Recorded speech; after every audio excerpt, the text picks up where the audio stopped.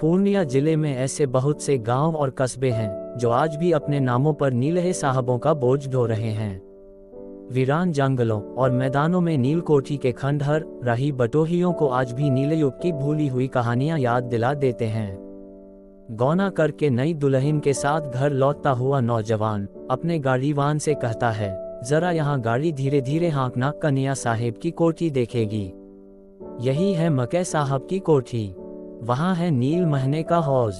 नई दुल्हन उहार के पर्दे को हटाकर घूंघट को जरा पीछे खिसकाकर झांकती है। झरबेर के घने जंगलों के बीच ईंट पत्थरों का ढेर। कोठी कहाँ है? दुल्हन दूल्हे का चेहरा गर्व से भर जाता है। अर्थात हमारे गांव के पास साहेब की कोठी थी। यहाँ साहेब मेम रहते थे। गंगा स्नान करके लौटते हुए तीर्थयात्रियों की बैलगाड़ियां यहाँ कुछ देर रुक जाती हैं। गाड़ियों से युवतियां और बच्चे निकलकर डरते डरते खंडहरों के पास जाते हैं। बुढ़ियां जंगलों में जंगली जड़ी बूटी खोजती हैं। ऐसा ही एक गांव है मेरीगंज। रौथट स्टेशन से 7 कोस पूरब बूली कोशी को पार करके जाना होता है। बूली कोशी के किनारे किनारे बहुत दूर तक ताड़ और खजूर के पेड़ों से भरा हुआ जंगल है। इस अंचल के लोग इसे नवाबी तड़बन्ना कहते हैं। किस नवाब ने इस ताड़ के बन को लगाया था कहना कठिन है, लेकिन वैशाख से लेकर आषाढ़ तक आसपास के हलवाई चरवाहे भी इस वन में नवाबी करते हैं। 3 आने लबनी ताड़ी रोकसाला मोटर गाड़ी, अर्थात ताड़ी के नशे में आदमी मोटर गाड़ी को भी सस्ता समझता है। तड़बन्ना के बाद ही एक बड़ा मैदान है जो नेपाल की तराई से शुरू होकर गंगा जी के किनारे खत्म हुआ है। लाखों एकड़ जमीन, वंध्या धरती का विशाल अंचला, इसमें दूब भी नहीं पनपती है। बीच बीच में बालूचर और कहीं कहीं बेर की झाड़ियां। कोस भर मैदान पार करने के बाद पूरब की ओर काला जंगल दिखाई पड़ता है। वही है मेरीगंज कोठी। आज से करीब 35 साल पहले जिस दिन W.G. मार्टिन ने इस गांव में कोठी की नींव डाली, आसपास के गांवों में ढोल बजवाकर ऐलान कर दिया। आज से इस गांव का नाम हुआ मेरीगंज। मेरी मार्टिन की नई दुल्हन थी जो कलकत्ता में रहती थी। कहा जाता है कि एक बार एक किसान के मुंह से गलती से इस गांव का पुराना नाम निकल गया था। बस और जाता कहाँ है। साहब ने 50 कोड़े लगाए थे गिनकर। इस गांव का पुराना नाम अब किसी को याद नहीं, अथवा आज भी नाम लेने में एक अज्ञात आशंका होती है। कौन जाने। गांव का नाम बदलकर रौथट स्टेशन से मेरीगंज तक डिस्ट्रिक्ट बोर्ड से सड़क बनवाकर और गांव में पोस्ट ऑफिस खुलवाने के बाद मार्टिन साहब अपनी नवविवाहिता मेम मेरी को लाने के लिए कलकत्ता गए। गांव की सबसे बड़ी भैरों की माँ यदि आज रहती तो सुना देती, आहा, परी की तरह थी साहेब की मेम, इंद्रासन की परी की तरह। लेकिन मार्टिन साहब का आयोजन अधूरा साबित हुआ। मेरीगंज पहुंचने के ठीक 1 सप्ताह बाद ही जब मेरी को जड़ैया ने धर दबाया तो मार्टिन ने महसूस किया कि पोस्ट ऑफिस से पहले यहां एक डिस्पेंसरी खुलवाना जरूरी था। कुनैन की टिकिया से जब तीसरे दिन भी मेरी का बुखार नहीं उतरा तो मार्टिन ने अपने घोड़े को रौथट की ओर दौड़ाया। रौथट स्टेशन पहुंचने पर मालूम हुआ कि पूर्णिया जाने वाली गाड़ी 10 मिनट पहले चली गई थी। मार्टिन ने बगैर कुछ सोचे घोड़े को पूर्णिया की ओर मोड़ दिया। रौथट से पूर्णिया 12 कोस है।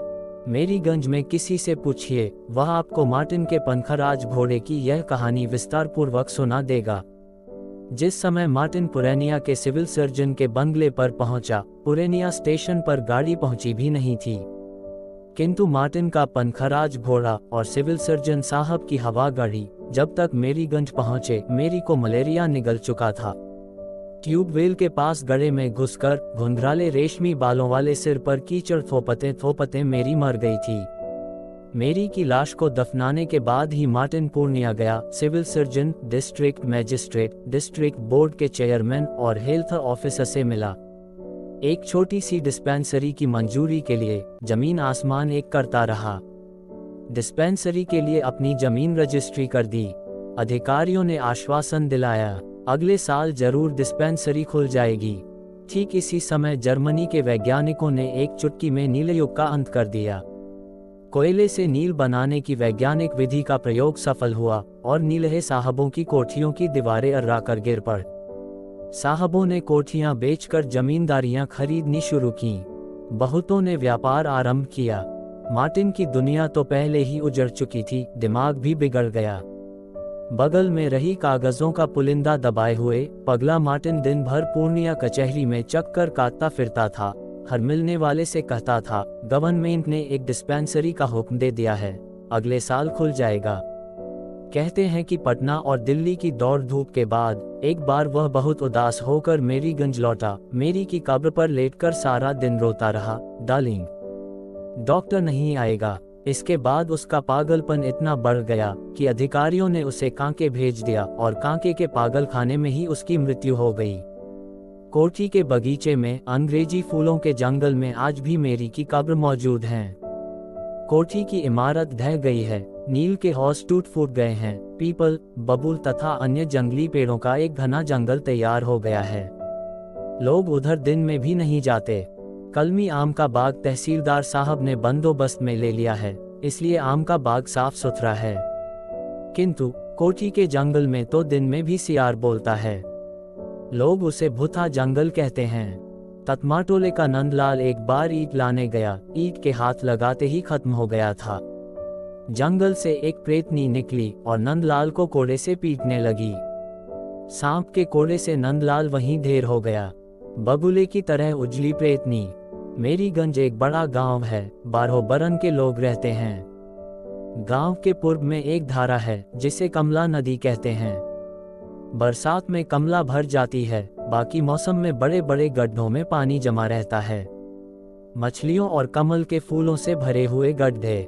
पौष पूर्णिमा के दिन इन्हीं गड्ढों में कोशी स्नान के लिए सुबह से शाम तक भीड़ लगी रहती है।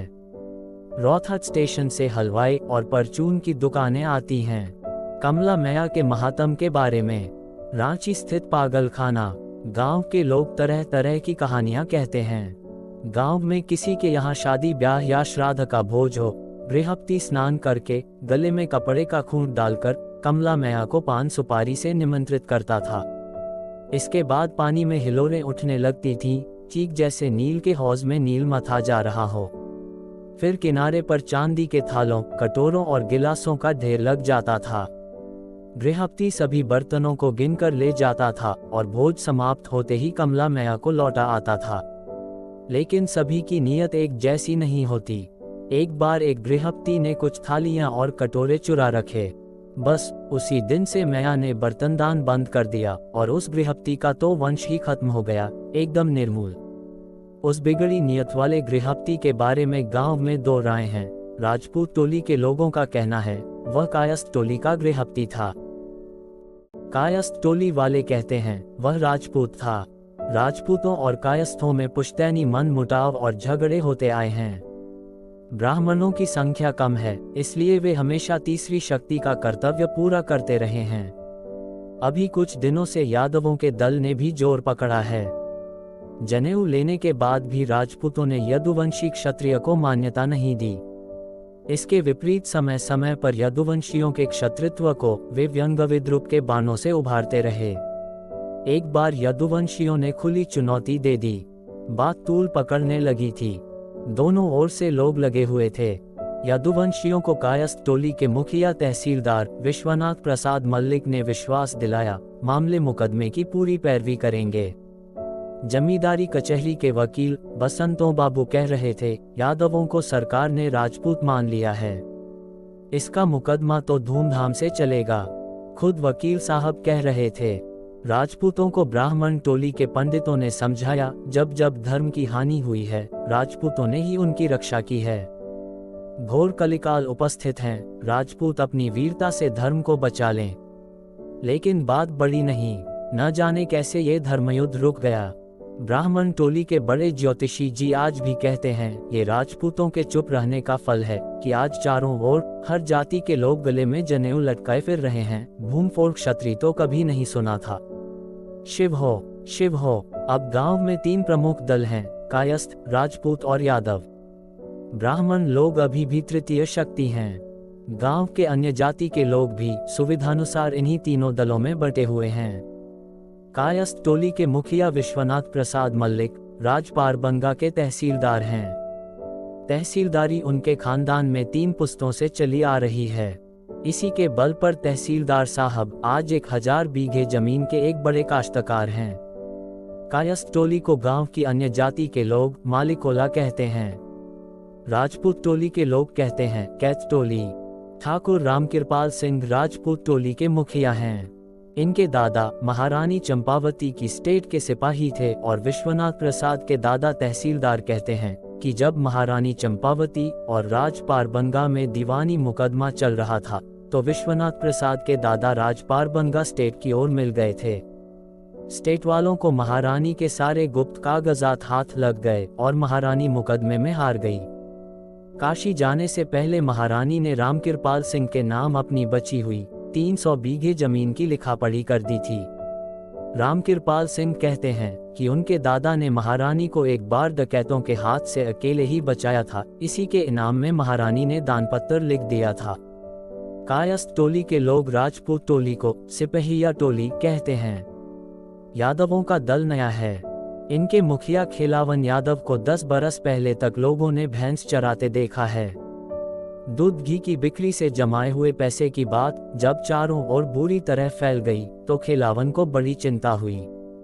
महीनों तहसीलदार के यहाँ दौड़ते रहे, सर्किल मैनेजर को डाली चढ़ाई, सिपाहियों को दूध घी पिलाया और अंत में कमला के किनारे 50 बीघे जमीन की बंदोबस्ती हो सकी। अब तो 150 बीघे की जोत है।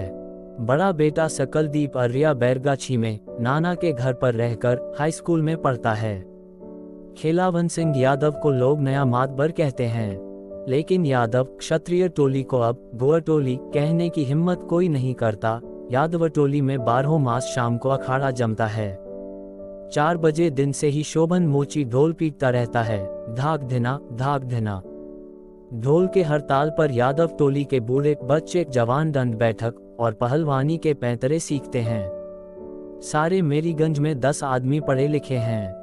पढ़े लिखे का मतलब हुआ अपना दस्तखत करने से लेकर तहसीलदारी करने तक की पढ़ाई। नए पढ़ने वालों की संख्या है 15। गांव की मुख्य पैदावार है धान, पाट और खेसारी। रब्बी की फसल भी कभी कभी अच्छी हो जाती है।